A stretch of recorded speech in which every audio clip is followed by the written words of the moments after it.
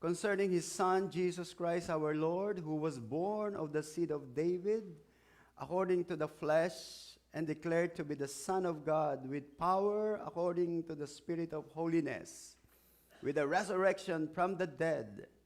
Through him we have received grace and apostleship for obedience to the faith among all nations for his name, among whom you also are called of Jesus Christ. Praise the Lord for the reading of his words. Amen.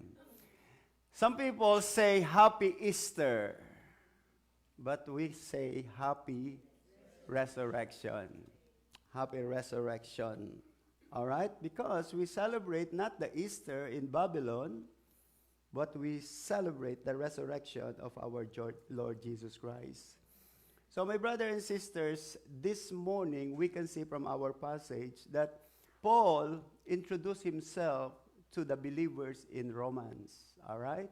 And he called himself bondservant of Jesus Christ. He said, I am a doulos.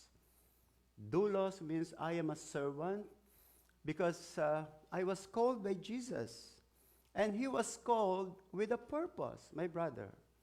He's not just called, but he was called to be an apostle. And my brothers and sisters, if you believe that you are called by Jesus, you should know why you have been called.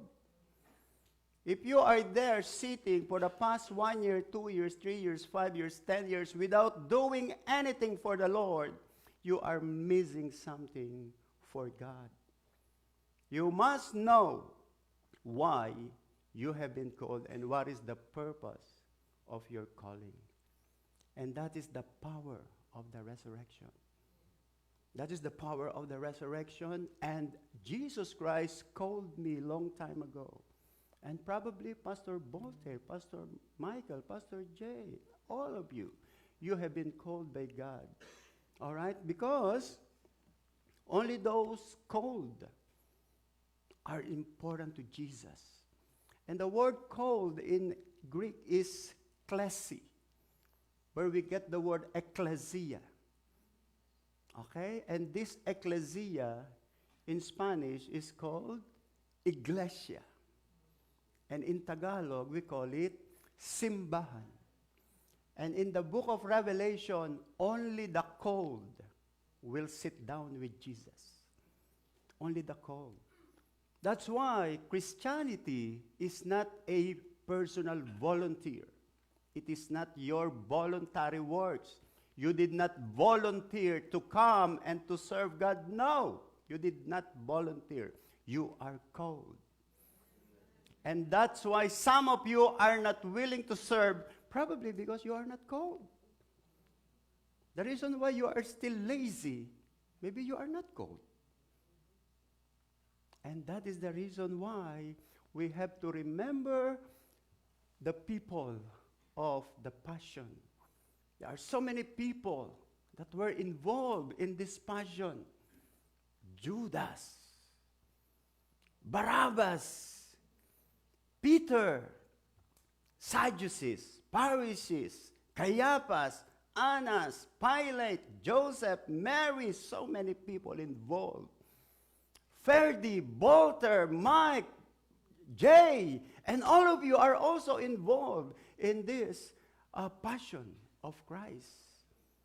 Unless you are called and unless you know that you are called.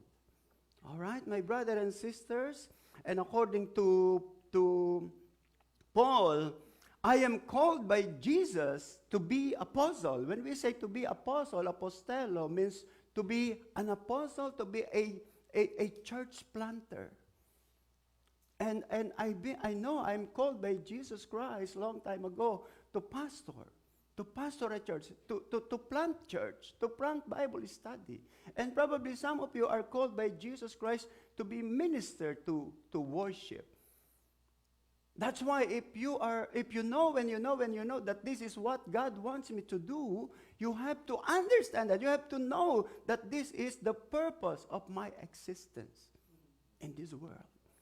You need to know what is the purpose why you exist in this world, because you have been called by Jesus. All right? You never, my brother, you are not important to Jesus Christ if you will not respond to this calling. All right? That's why Jesus Christ called our name. Name is very important. All right? Do you know that Pharaoh's name, you cannot see the name of Pharaoh in time of Moses because the name of Pharaoh is not important to God because God knows that this Pharaoh will not believe. Sayang if I will write the name of this Pharaoh. All right? The names are very important to God.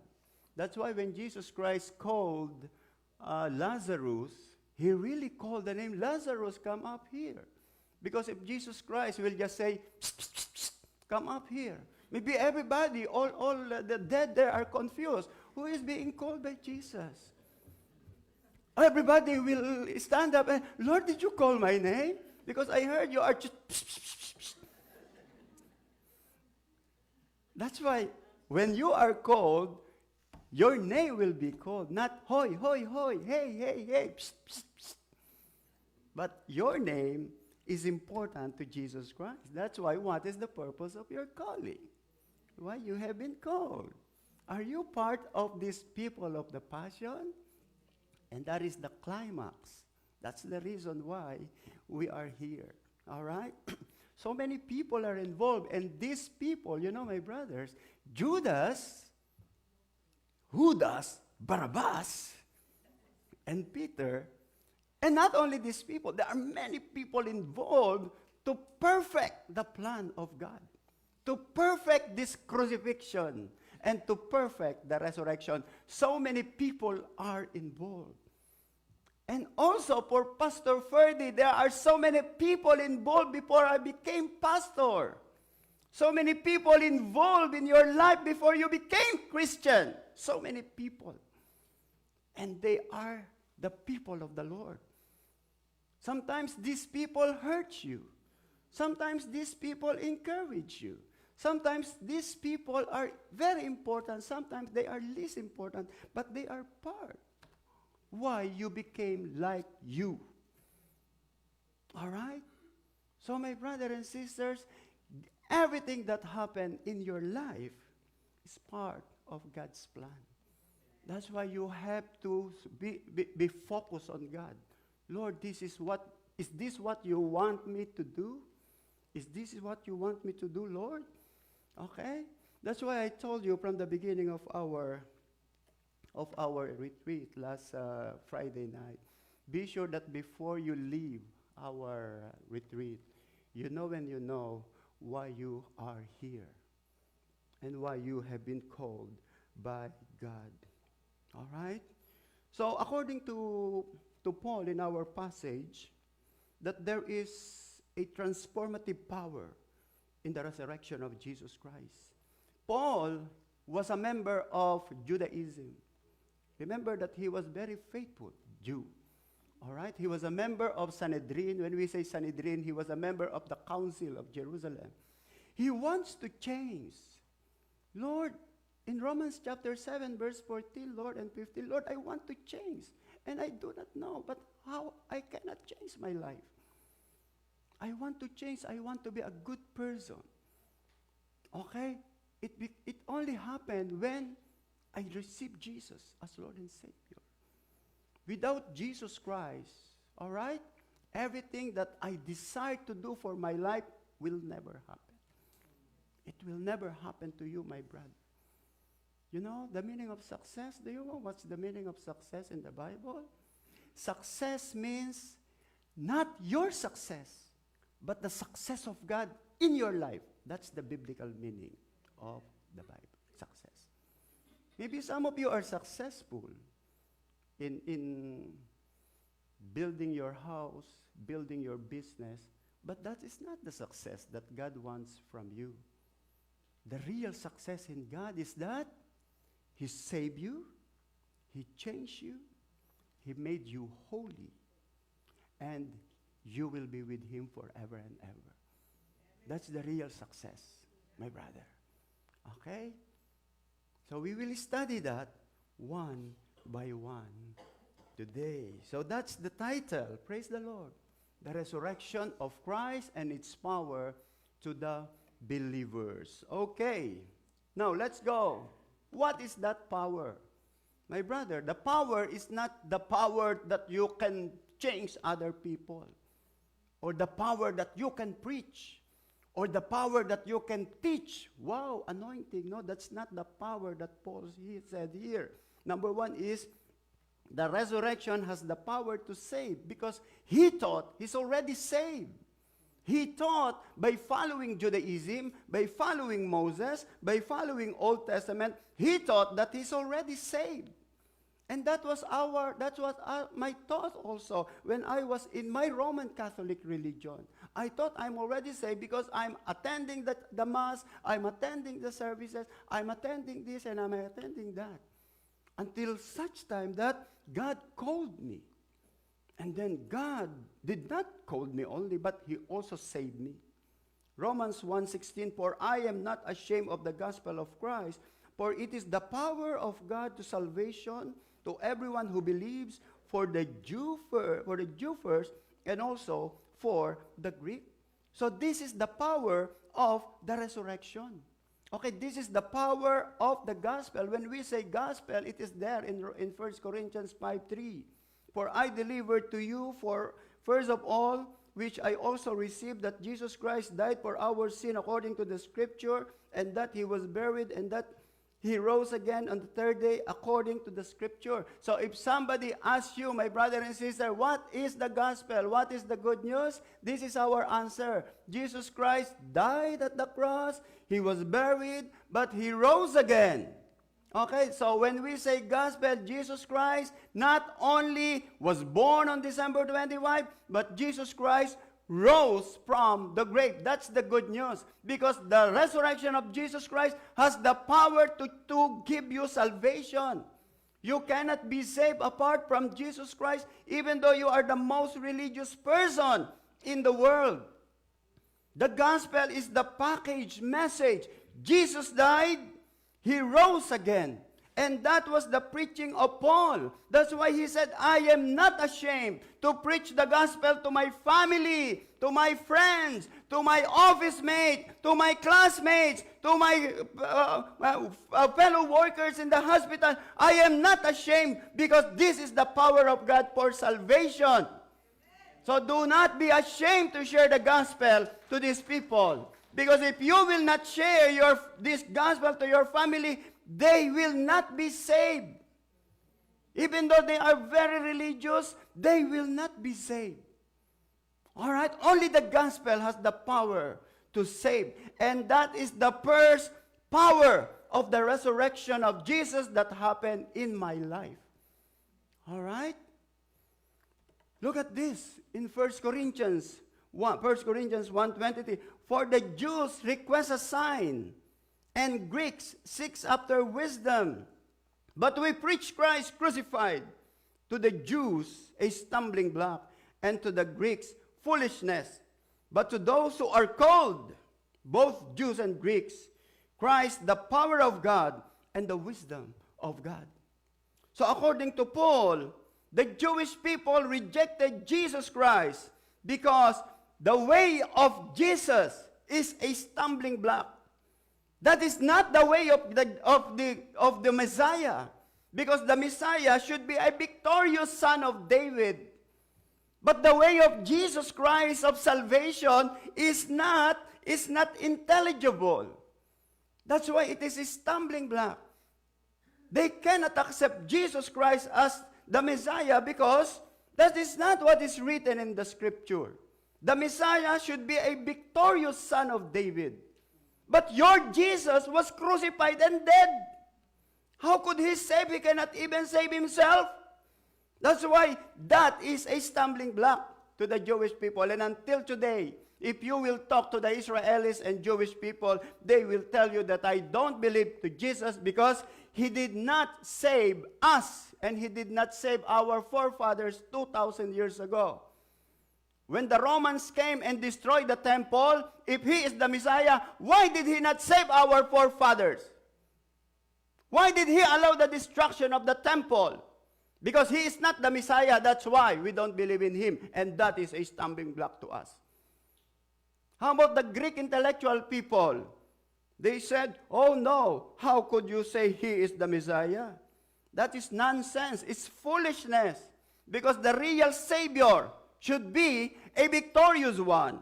And that is not the wisdom of humanity.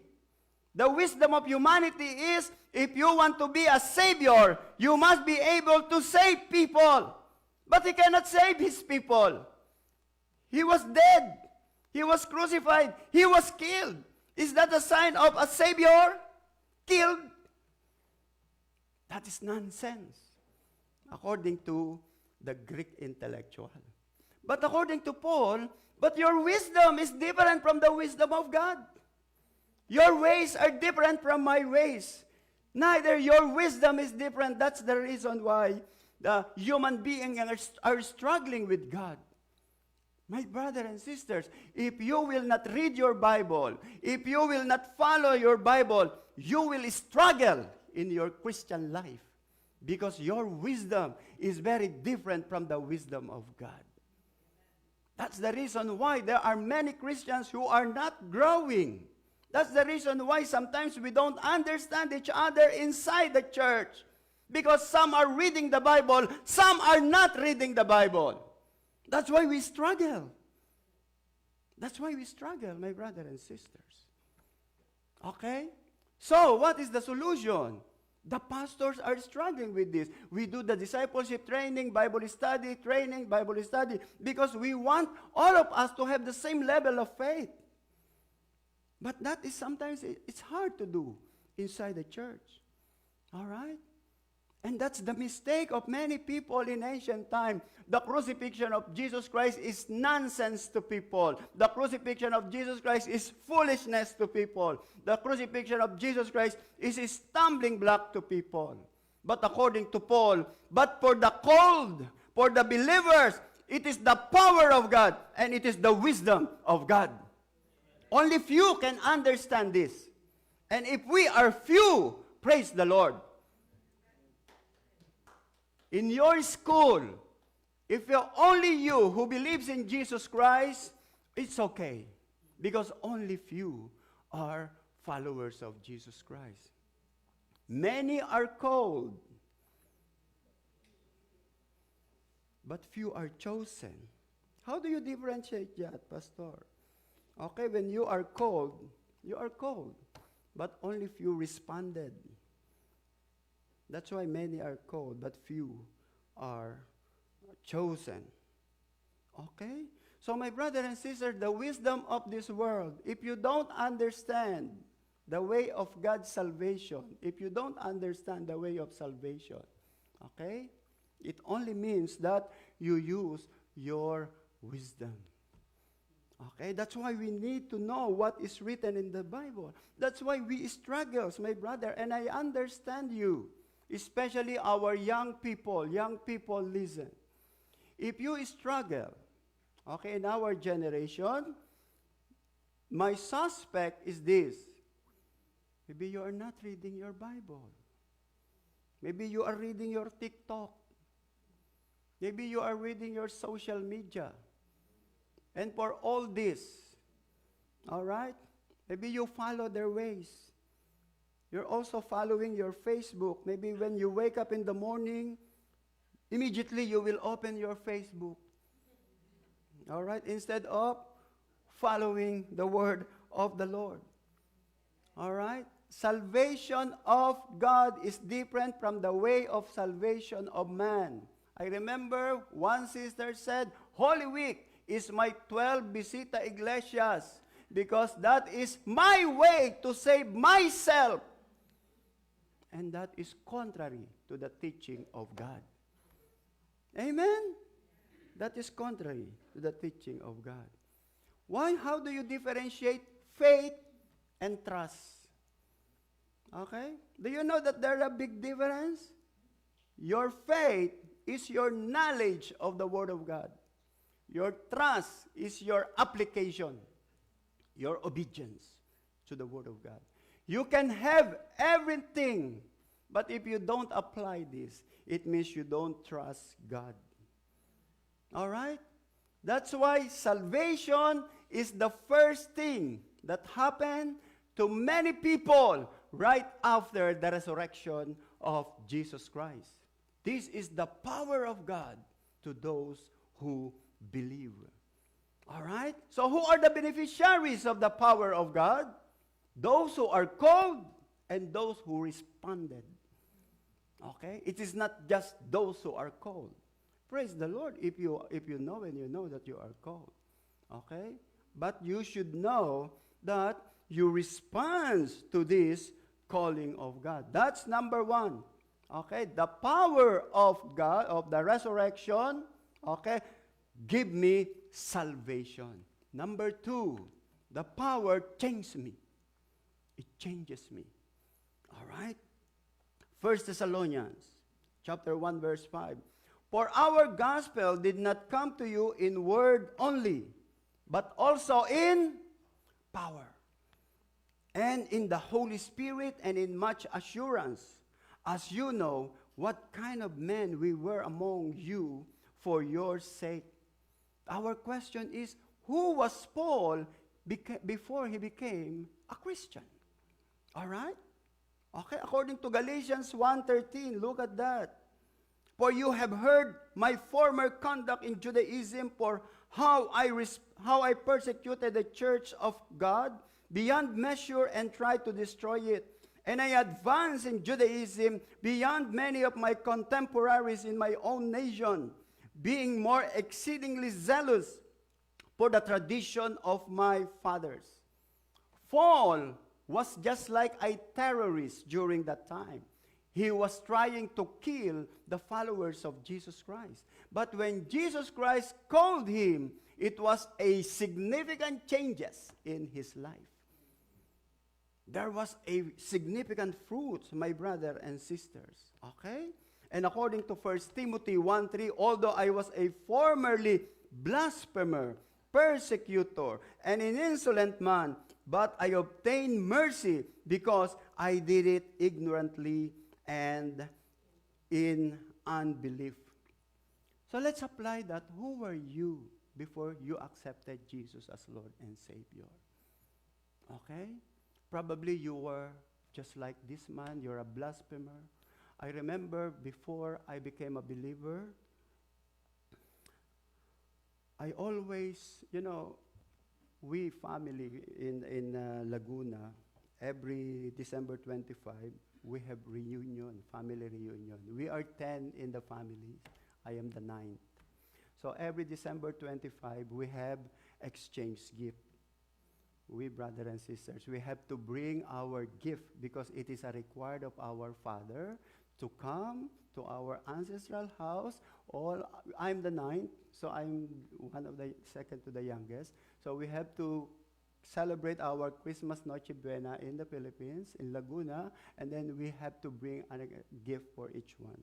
And I always bring images of Virgin Mary, Santo Niño, Nazareno. That's always and then my brother will tell us, for sure, this gift again is an image of idol, image. Because I am very attracted to that. I am very attracted that every time I see this Santo Niño made of ivory, wow, I am very, very attracted to that. And I want this to be my gift to our exchange gift. And then my family said, this is for sure, this is another image. And then when I became a believer, it has changed significantly. Because this is the power of the gospel in my life. Even though I'm reading the Bible, when I was 15 years old, I accepted Jesus Christ as Lord and Savior when I was 27 years old. It took me 12 years, and it was a process. God brought me to Saudi Arabia in Riyadh. And then in Riyadh, I met the born-again believers, one of my friends. And then my life has changed. My life has changed. And then I focused my life on God. And then I told God, Lord, I want to be pastor. I want to be pastor. And do you know what was my first ministry? What was my first ministry? My first ministry is prayer ministry. I am in the prayer ministry. And then through this prayer ministry, my spiritual life has been developed in Christ. And there are many people involved. And I believe, my brother and sisters, okay, if you believe that you are called in this specific ministry, focus on that. Because your goal is not to please them. Your goal is to please God. All right? But you have to be cooperating with other people. That's why Paul said, I was formerly a blasphemer, a persecutor, an insolent man, but I obtained mercy. And I believe I obtained mercy because God knew that I am always looking for that images. I thought this is God. I thought this is God. I thought when I kiss the images, I thought I am kissing the face of God. And then by the mercy, God said, oh, kawawa naman tong Ferdy na to. And I believe that is also you. Probably you are religious, you are helping other people, you are sending dollars to the Philippines. Probably you want to do this, and you thought you're already saved. No, God has changed me. And God will change you and change you and change you until the end of your life there in heaven. God is not done yet with you. You are not there yet, my brother and sisters. You are not perfect yet. And God will continue to change and sanctify you slowly. For some of you are rapidly, but some of you are slowly. But my brother and sisters, God will change you. All right? And if you are willing, He will change you every day, every week, every month, because that is the way of the Lord. Do you know the process according to the book of Romans, my brothers and sisters, that this is the process of our salvation? Number one is condemnation. You are condemned before accepted Jesus Christ as Lord and Savior. Number two is justification. When you accepted Jesus Christ, you have been justified. After justification is sanctification. So when you accepted Jesus Christ as Lord and Savior, when you are at the age of 20, 30, and then you die 90 years old, it means the process is 60 years, sanctification. And what is the last? Glorification. So sanctification is the hardest. Some of the believers did not continue doing this sanctification. They just backslid and then they stopped following Jesus Christ. All right? And right now, my brothers and sisters, we are all in the process of sanctification. We are in the process of sanctification. That's why, who are you before you accepted Jesus Christ as Lord and Savior?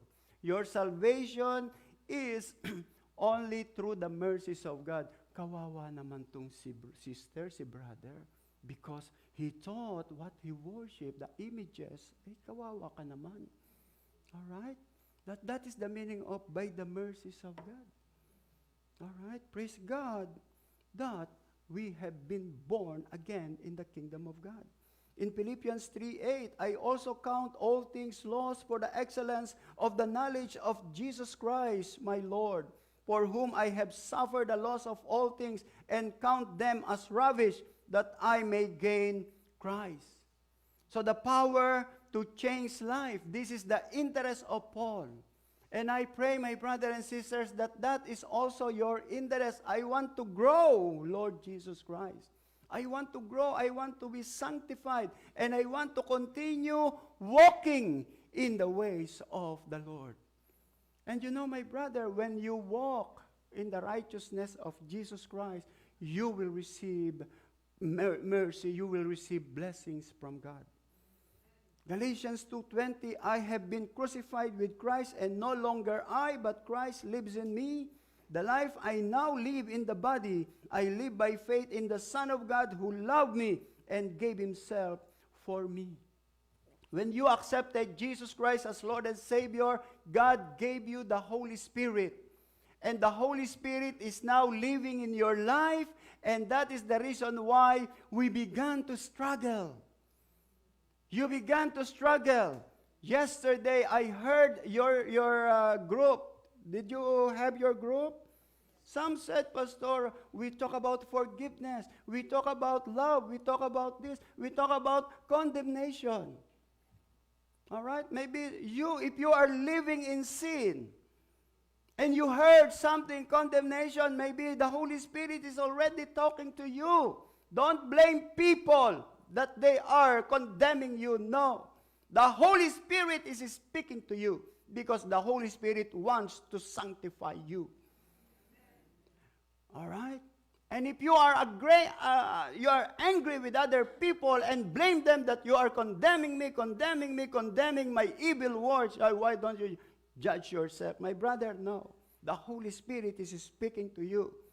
Why? Because you began to accept Jesus and you said, Lord, I want to be with you. I want to be crucified with you. How could you say that I want to be crucified if you are not willing to change? Change is very important to God. Number one, God wants to save you. But God wants to change you. You cannot be saved and then you're still living in evil ways.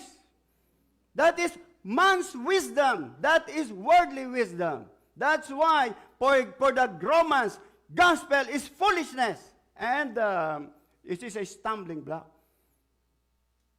Okay?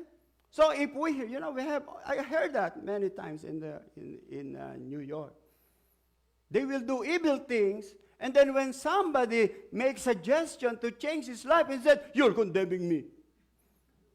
You see? Without knowing that it is you who also condemn them. My brothers and sisters, you have to understand that. All right? So if you want to be blameless, check your life. Because the power of the gospel is change. Change. And if you are not willing to change, my brothers and sisters, if you are not willing to change, get out from the kingdom of God. Because you will only struggle, you will not be happy if you are not willing to change in the kingdom of God. You will not be happy. You will always hear condemnation, and you thought people are talking against you. No, it is the Holy Spirit that is inside of you that is condemning you. This is what Paul said. The Holy Spirit speaks to me because the Holy Spirit sometimes condemns me. The Holy Spirit sometimes encourages me. All right? For some Christians, if they hear encouragement, praise the Lord. But if they hear other things, oh, you're condemning me. Oh, my brother, that should not be. You have to accept both. Amen? Otherwise, you will not be changed. You will be forever like that. And my suspect is, on the day of rapture, maybe you will be left behind because you are not willing to change. Look at Ephesians 1:1. Once you were dead because of your disobedience and your many sins. You used to live in sin just like the rest of the world, obeying the devil, the commander of the power in the unseen world. He is the spirit of at work in the hearts of those who refuse to obey God. All right? So this is the former conduct. This is the former life of the believers. We were once separated from God. All right? Because instead of following God, even though we heard the word, we heard the gospel, we continue obeying ourselves. But my brother and sister, there is gospel. The power of the gospel is that it has the power to change you. You cannot change yourself. One brother said, Pastor, I want to obey the Lord, but how come that I have no power to resist my lust in pornography? I want to obey the Lord, but I have no power to resist it. I have no power to resist the call of the world, it means you have not fully received the power of God. Because the power of the resurrection has the power to change you. And change must start from inside, my brother. All right? And verse 8, God saved you by His grace when you believe. And you can take credit for this. It is a gift from God. That's why, Lord, in every minute of your life, in every seconds of your life, Lord, I want change. I want change because I know that there is power in the resurrection of Jesus Christ. All right? We need to do that, my brothers and sisters. According to 2 Corinthians 5:17, if anyone who belongs to Christ has become a new person, the old life is gone. A new life has begun. But Lord, how come that I have not been changed yet?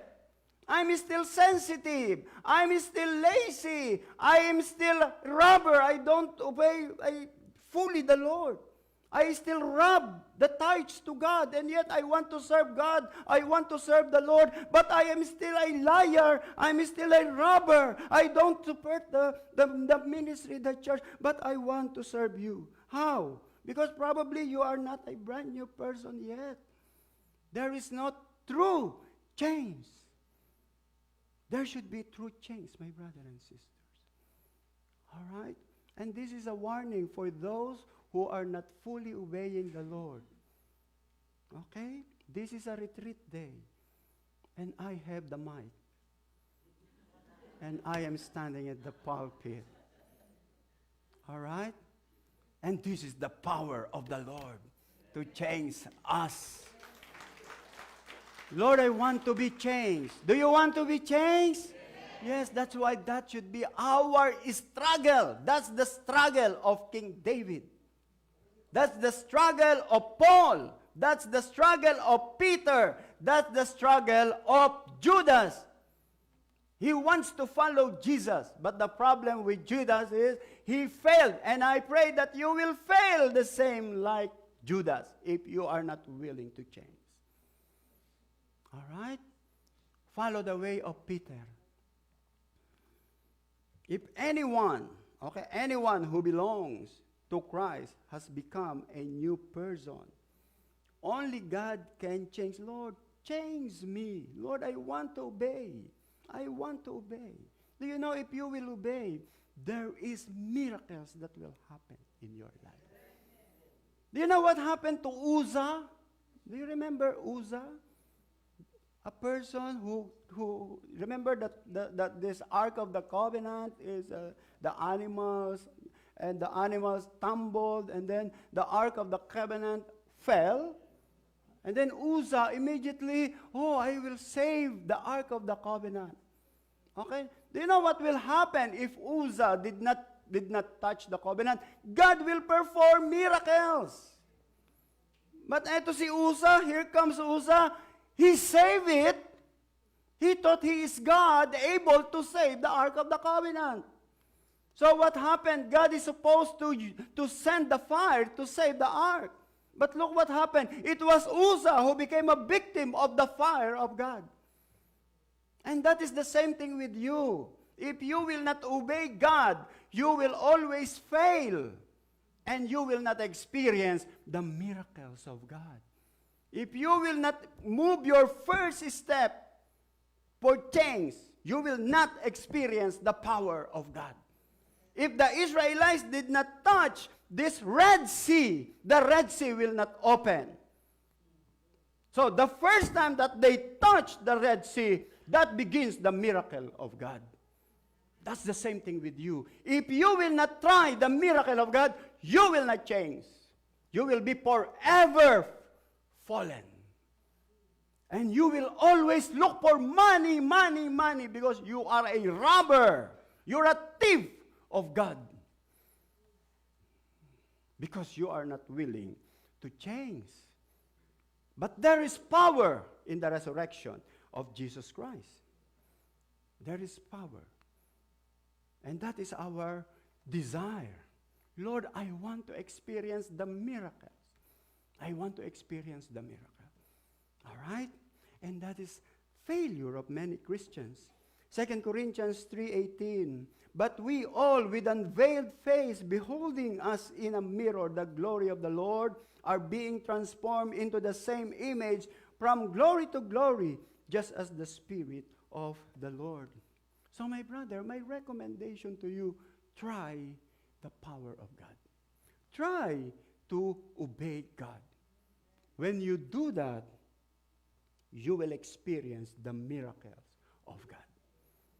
It happened to me. It happened to many brothers and sisters that I know. They experienced the miracle of God. One sister in New York, Pastor, I don't give tithes. That's why the IRS always charges me $16,000 a year.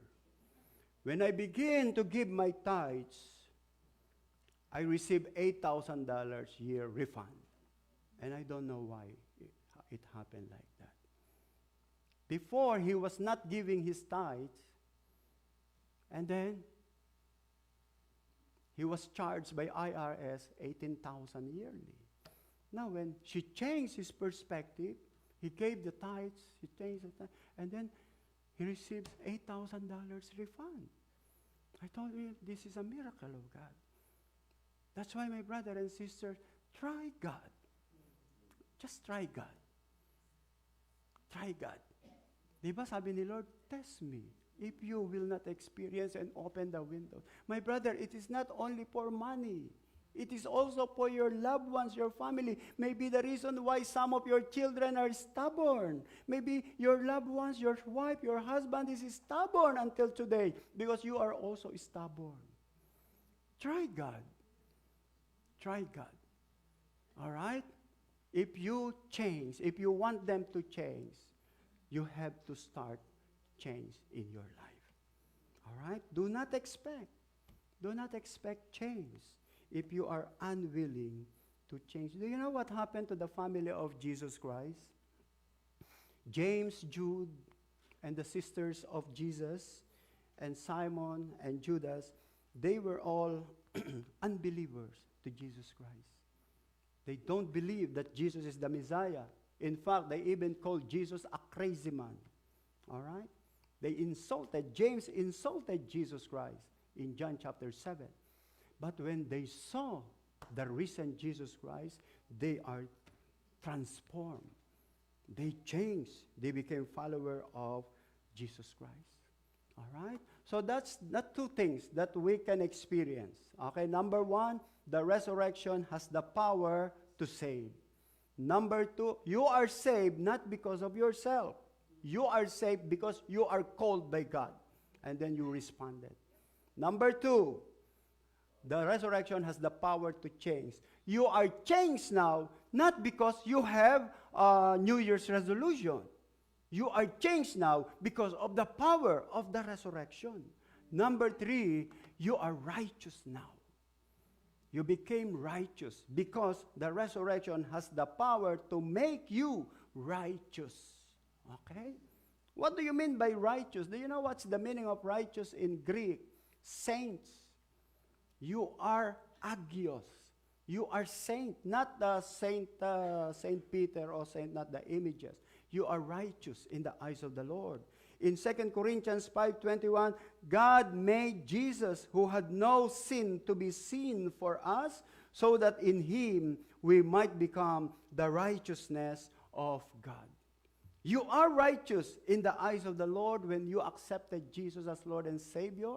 Again, when I say we are righteous, it means you are now agios. You are now saints in the eyes of the Lord because of your repentance and the forgiveness that you have received from God. In Luke 24:45, and he opened their understanding that they might comprehend the scripture. Then he said to them, thus it is written, and thus it was necessary for the Christ to suffer and to rise from the dead the third day, and that repentance and forgiveness of sin should be preached in his name to all nations, beginning at Jerusalem. According to Jesus Christ, it is necessary It is necessary for someone to repent and to receive forgiveness. When we say repent is to change your life. All right? That is connected in the second thing. Okay? So if you are willing to repent and you are willing to change and to abandon, this is what I did. I abandoned my images. I destroy all my images. I chop them. And then I burn them. And I don't want to follow the images anymore. Because God made me righteous. Not because I am righteous, but because God made me righteous. God has forgiven me. How many of you are struggling to be righteous? King David struggles for this. And I believe only the Christians struggle for this. Look at Psalm 5:8. Lead me, O Lord, in your righteousness because of my enemies. Make your way straight before my face. Do you know that the intention of our enemies is to bring us to unrighteousness? The intention of our enemies, and our enemies are not people. Your enemies is a spiritual being, and the intention of your enemies is to bring you on your old life. All right? That is the intention, and that is the struggle of King David. According to King David, Lord, lead me in your righteousness. You know, my brother and sisters, please listen to this. Always pray to God that God surround you with righteous people. Lord, help me. Okay, help me because I cannot do it myself. How do you know that you are in Christ Jesus? Oh, this is the test. Listen to this. If you enjoy the company of non-believer, you are unbeliever. Yes? If you spend times and now hours in Netflix, but you don't have time to read the Bible, you enjoy the Netflix than the Bible. Test yourself. If you enjoy the worldly pleasure, there is something wrong. Okay? You know, I saw many Christians in New York. In the church, they are very silent. They never speak. Now, when I saw them in Manhattan, lifting up the placards for Duterte, rally of BBM and Duterte, how could you do that? I thought this person is shy person. In the church, she's very shy. But in Manhattan, she's there leading the rally for Duterte and BBM. How could you call yourself a Christian? Okay? And that is the mistake of many people. Our righteousness and our cause, our focus should be in Christ Jesus. Because the Lord made you righteous. Pastor, is there anything wrong to follow Duterte and BBM? If Jesus Christ, if you are a follower of Jesus Christ, you know your limitation. You know your focus. Amen? If you are, I am Democratic, I am Republican, I hate Trump, I hate Obama, my brother, who is your savior? Is it Obama or Sir Trump? No. You should not be affected by this. Because you are a Christian. You are a follower of Jesus Christ. Amen? Your Savior is Jesus, not the Republican, not the Democrat, not Duterte, not BBM, not Pastor Purdy, not Pastor Voltaire. Your Savior is Jesus Christ. And that should be our struggle. Because Jesus made you righteous. Okay? They cannot save you. They don't even know what is your name. All right? You spend thousands of dollars for these people. But how about in the church? Do you do the same? Okay? You fight for the cause of Republicans. You fight for the cause of Democrats. But do you fight for the cause of Christianity? I am ashamed to share the gospel. But there is no shame to talk about politics. What kind of Christian we are? These are not Christians. These are not true Christians. All right? My brother. Psalm 85, I love this. 85:10, mercy and truth have met together. Righteousness and peace have kissed. Do you know what is the meaning of kiss? I kiss you. Let me kiss you. The kiss of Judas. And this is what some Christians are doing in Romans 16:16. Can we read this together? Ready? Go!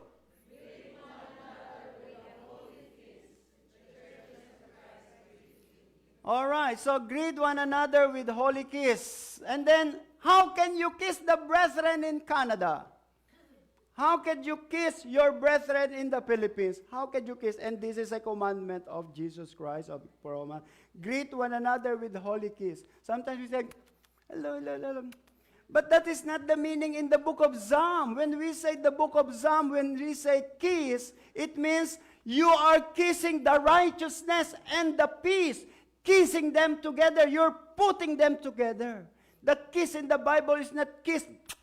It means obedience to righteousness and peace. If you say you are followers of righteousness, you need also to be follower of peace. That is the meaning of kissing the righteousness and peace. Are you following? So when you obey this, when you apply this, you are kissing them. You are obeying them, not the literal kiss. Okay? And sometimes some people are being misunderstood because they thought that you are abusing other brothers and sisters by kissing the beso-beso, doing this beso-beso. That is not the meaning of this. All right? Okay, so righteousness, my brother and sisters. And look at that in Romans chapter 1, verse 17. For in the gospel, the righteousness of God is revealed, a righteousness that is by faith and from first to last. Just as it is written, the righteousness will live by faith. So according to Paul, if you want to be righteous, okay, you have to obey the gospel because in the gospel, okay, in the gospel is the righteousness of God. In the gospel. But this gospel was rejected by the Jewish people, by the Israelites in Romans chapter 10. Okay? According to Paul, look at this, Romans 10:1. Brothers and sisters, my heart's desire and prayer to God for the Israelites is that they may be saved. Does it mean that the Israelites are not saved? Yes, they are not saved. They are not saved because they rejected Jesus Christ even though they are people of God. According to Paul, that is my prayer for my fellow brethren. That is my prayer for the Jewish people, that they may be saved. Why? Because they are not saved. Why they are not saved? Look at this. Continue reading. Okay? For I can testify about them that they are zealous for God, but their zeal is not based on knowledge. Since they did not know the righteousness of God and sought to establish their own righteousness, they did not submit to God's righteousness. They did not submit to God's righteousness. Jewish people rejected the gospel of Jesus Christ. Muslims rejected the gospel of Jesus Christ. The atheists rejected the gospel of Jesus Christ. And many Christians calling themselves Christians, but they don't read and obey the gospel. And if you will not obey this, it means they are not saved. Even though you are the most religious person in the world. All right?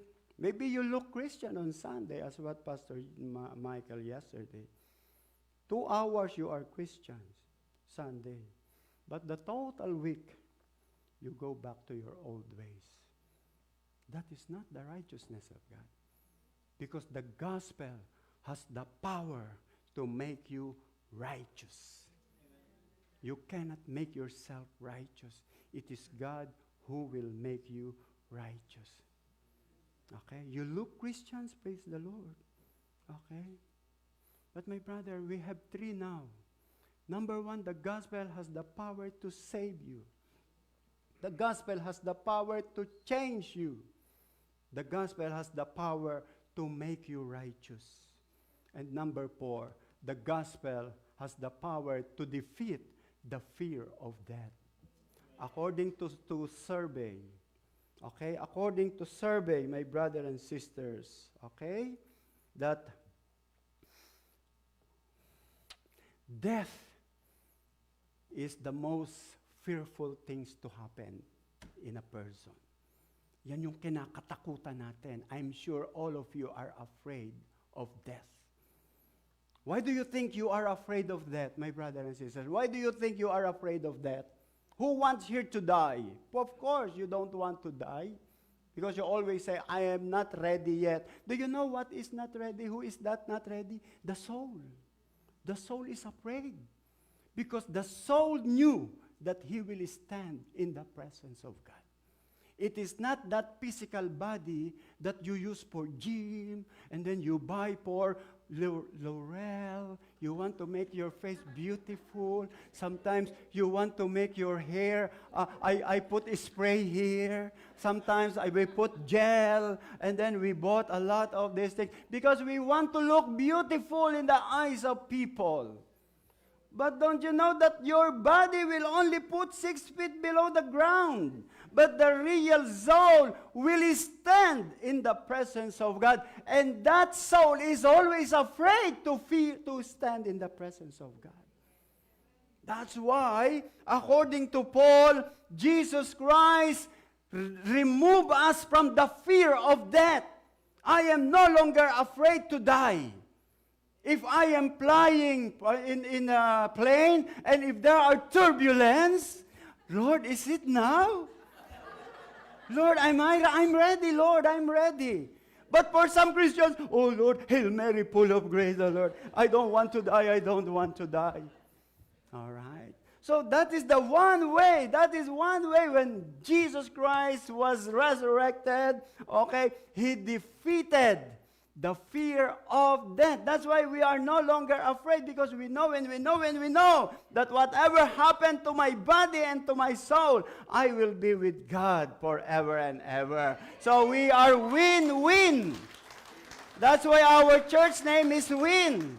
That's why Paul said, if I will remain on earth, I will be with Christ. If I will die, I will be with Christ. But if I will stay, I will continue doing my mission. All right? He's not done yet. He's not done yet with you, my brothers and sisters. And that is the reason we have to talk about death. Don't be afraid to talk about death. When I was in other religion, when we talk about death, some people say, stop talking death. There are other things to be spoken. Why did you persist about death? Why? Because the soul is afraid. It is the soul who is afraid. Because the soul will stand up in the presence of God. All right? It is the soul. But Pastor, I'm still fear of death. Why? Because the process of death is not good. You still have to have metmorphine, A1C 6.9, 7.3. I still have sometimes, you have this stroke, you have this high blood pressure, you have this prostate cancer, you have all of this. We experience that. All right? That's why sometimes the physical body is afraid. All right? We have to undergo this chemotherapy, this dialysis, every day, every day. That's why we are afraid. All right? But my brother, don't be afraid of death. All right? Anyway, what is your insurance? Health First? Metro Plus? Metrobank?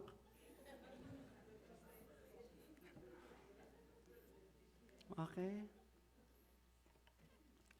According to Paul, in 1 Corinthians 15:54, this is our hope. When the perishable has been clothed with the imperishable and the mortal with immortality, Then the saying that is written will come true, death has been swallowed up in victory. Where, O death, is your victory? Where, O death, is your sting? The sting of death is sin, and the power of sin is the law. But thanks be to God who gives us the victory through our Lord Jesus Christ. Paul was very, very obedient and zealous to his Judaism religion before. He thought Judaism can save him. He thought Moses can save him. He thought when he died, it is Abraham who will be standing there at the door in heaven. That's how the Jewish people understood the door in heaven. For many Christians, they thought it is Peter. And then Peter has a rooster and the key. But for the Jewish people, it is Abraham who will welcome them. That's how we understood the gates of heaven. Okay? And then Paul said that, I thought I am saved. And praise God, it is Jesus Christ who will. Okay? It is Jesus Christ who will save me. It is Jesus Christ who released me from the fear of death, because it is Jesus Christ who holds the key. Remember that it is Jesus Christ who holds the key, according to Revelation chapter 3, that it is Jesus who holds the key, not Peter. Okay? All right? My brothers and sisters, this is misunderstanding because they don't read the Bible. They don't understand the power of the gospel. Okay, now let me ask you, are you afraid of death?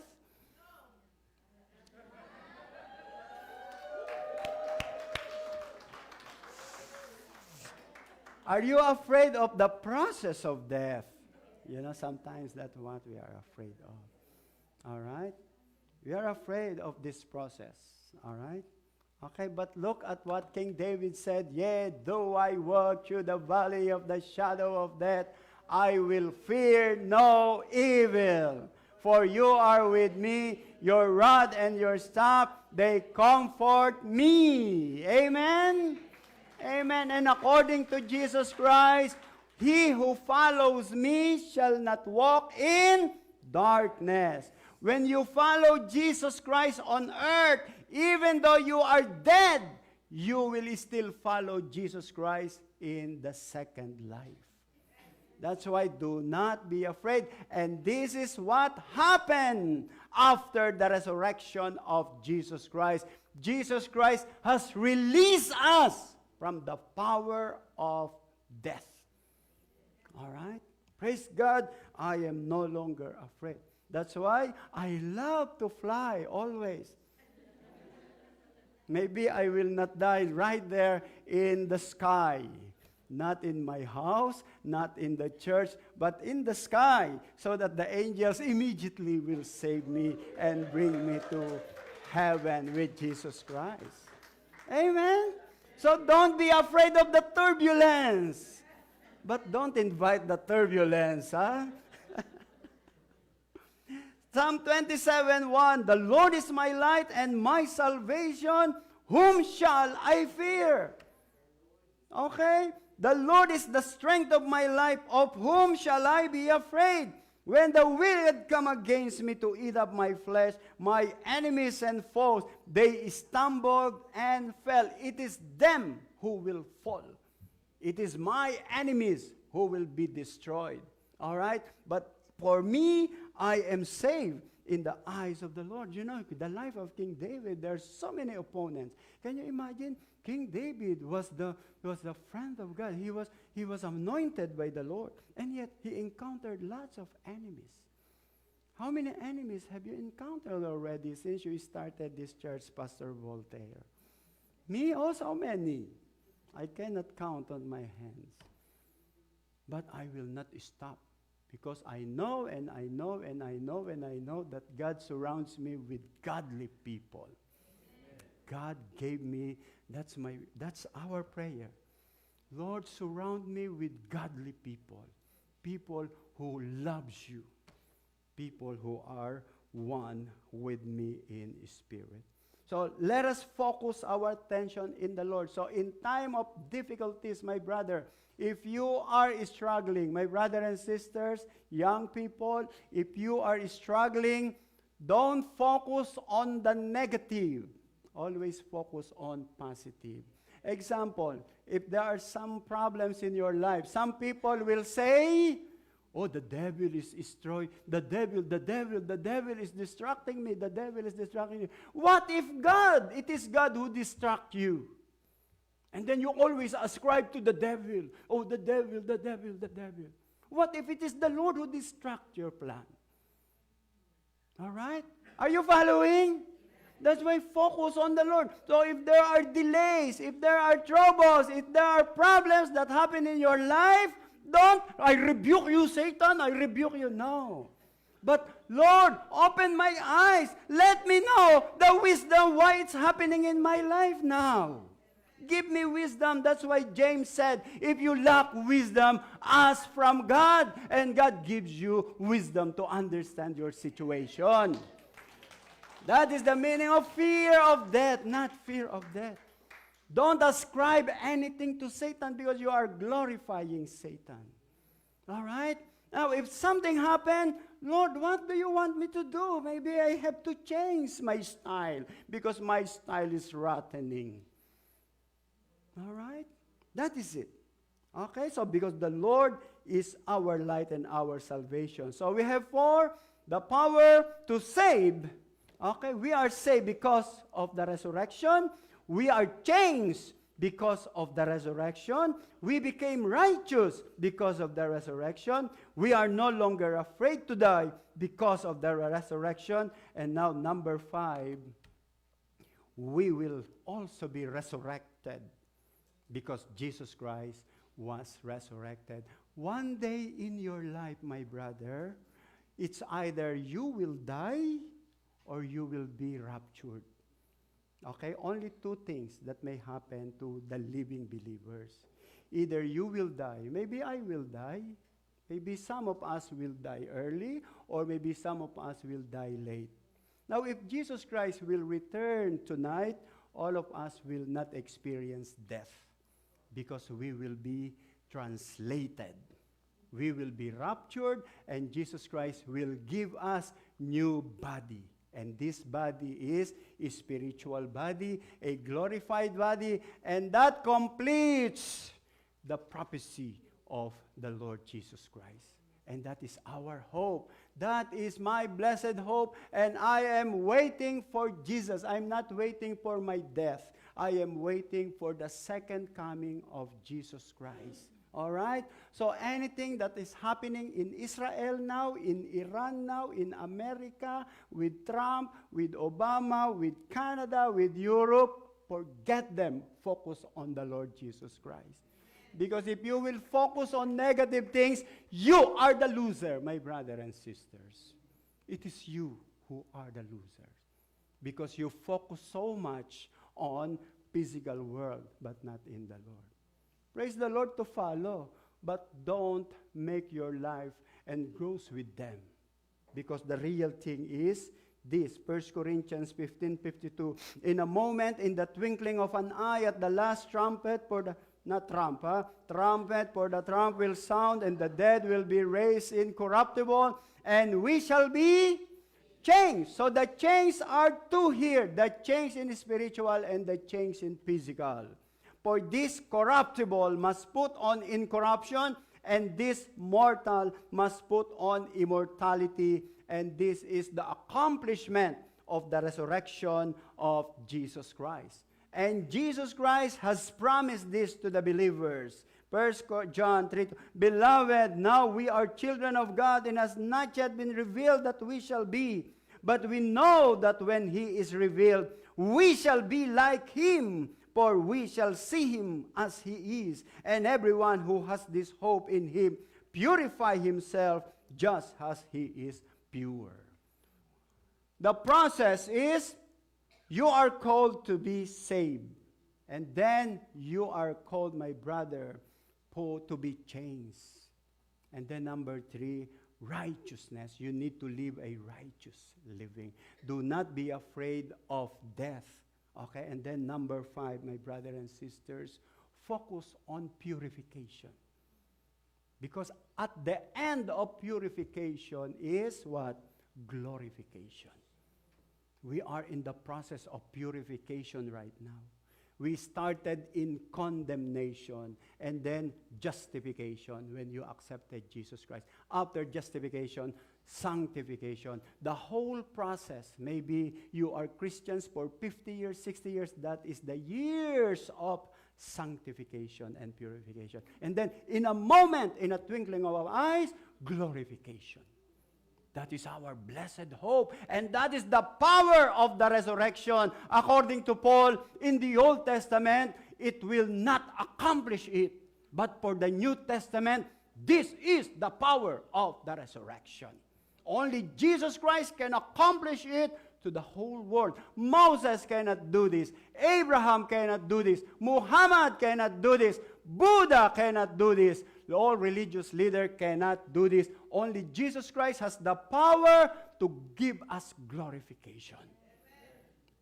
And that is my blessed hope. And that is the reason why I am still in the church. Because one day I know that Jesus Christ will return.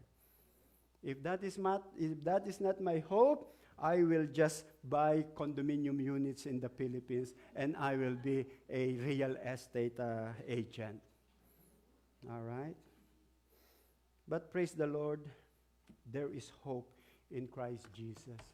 Revelation 26, blessed and holy is he who has been part in the first resurrection. My brother, what is the first resurrection? I will explain that. Over such, the second death hath no power, but they shall be priests of God and of Christ, and shall reign with him 1,000 years. Look what happened. Do you know on the second coming of Jesus Christ, there will be first resurrection. Those who are dead will be resurrected, but those who are alive will be translated. We will be changed in a twinkling of the eyes, and the Bible calls it first resurrection. How about those who are not resurrected? They will be resurrected 1,000 years later because they are not qualified. Some of them are Judas, fake Christians. Some of them are Barabbas, fake Christians. And if you are just like Judas until today, you look handsome and Christian in front of people, but behind the back of other brothers, you are still fake Christians. You will not make it, my brother and sisters. You will not make it. Because you are a great pretender. All right? Do you know who will be left behind? Those who are sometimes there, sometimes not, sometimes there, sometimes faithful, sometimes unfaithful, sometimes faithful, sometimes unfaithful. For sure, they will be left behind because they are not consistent, they are not true followers of Jesus Christ. But this is my hope. That's why I want to be faithful in the Lord. All right? Don't worry, you will be resurrected after 1,000 years, but not to be saved, but to be punished by God. You will be judged by God. All right? That's why on the day of resurrection, let us say you have not been resurrected, so you are there. You will wait for 1,000 years. You will wait for 1,000, and you will miss the celebration in heaven. You will miss the marriage supper of the Lamb. Those are the promises of Jesus Christ, and it has been accomplished because of the resurrection of Jesus Christ. Revelation 25, but the rest of the dead did not live. What do you mean by did not live? Did not resurrect. Did not resurrect. That's why if you are not included on the first resurrection, okay, you will be resurrected after 1,000 years. That's why it says here, but the rest of the dead did not live again until the 1,000 years were finished. All right? So,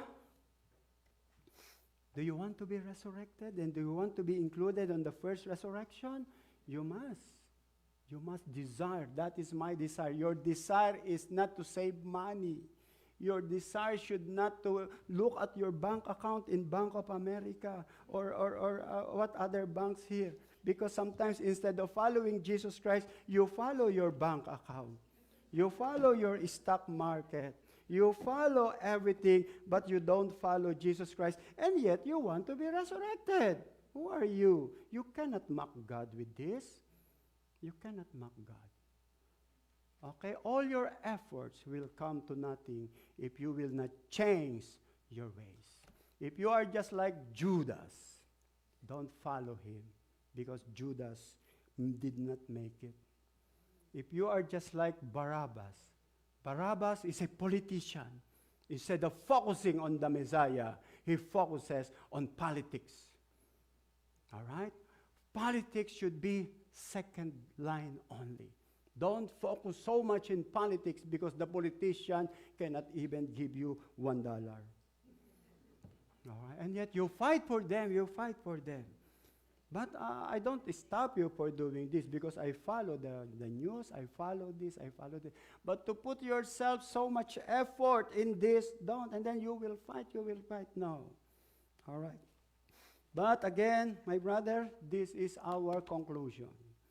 Okay, so my brother, also before we leave, the poor pastors will pray for you.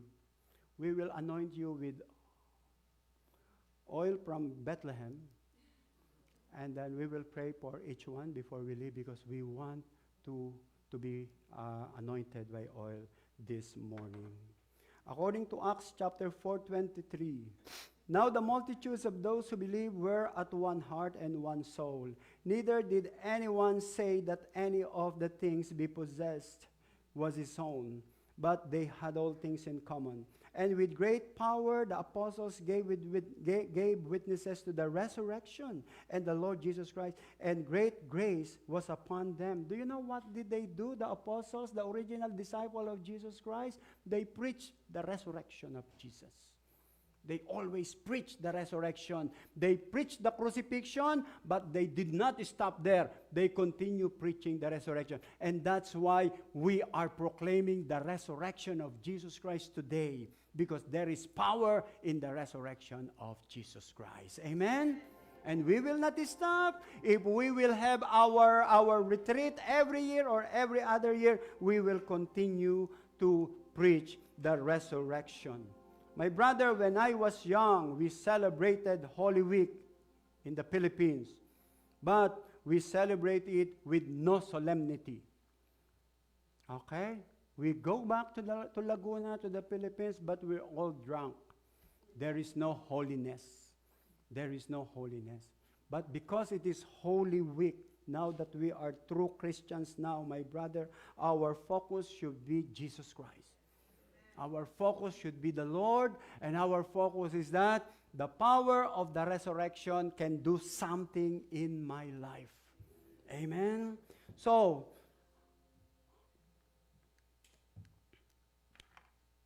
before we do that, I would like to ask our four pastors, the three pastors, to please come forward. We will pray together. I want you to witness what we will be doing. Because we, as the leader of the Lord in this